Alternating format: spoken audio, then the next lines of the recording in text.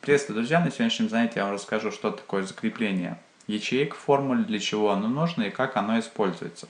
На самом деле есть целых 4 вида закрепления. Это без закрепления, с закреплением по строке, с закреплением по столбцу и, соответственно, полное закрепление.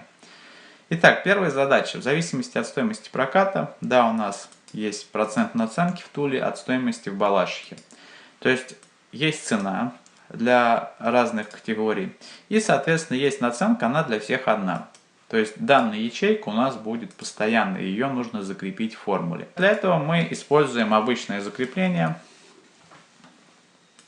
да, которое при нажатии F4 получается вот таким вот образом. Если нам необходимо это делать на Mac, у нас есть комбинация Command-T, да, или Fn F4, также можно попробовать. Протягиваем вниз, и если зайти в формулы влияющие ячейки, у нас будет показано то, что каждая ячейка, да, ссылается на одну и ту же формулу, и поэтому она не смещается. Вот. Соответственно, вторая задача. Принцип такой же.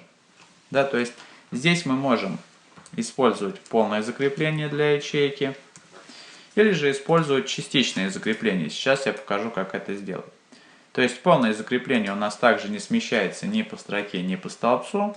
Далее, если мы здесь будем использовать полное закрепление, соответственно, у нас ничего не выйдет. Поэтому мы выделяем ячейку, фиксируем ее по столбцу, чтобы при протяжке вправо значение у нас не поменялось. И, соответственно, строку фиксируем по строке, да, чтобы при протяжке вниз значение строки не менялось. Растягиваем вниз и вправо, да, и получаем результат.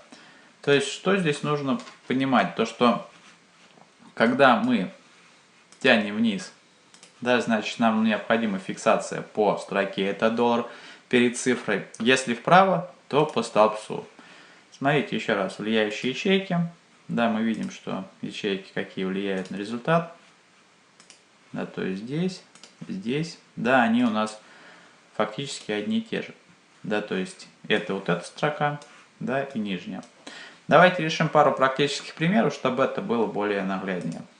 Первый пример. Нам необходимо килограммы перевести в граммы. Соответственно, здесь у нас постоянная ячейка это 1000. Да, поэтому мы ее фиксируем. Пишем равно данное умножить на F4.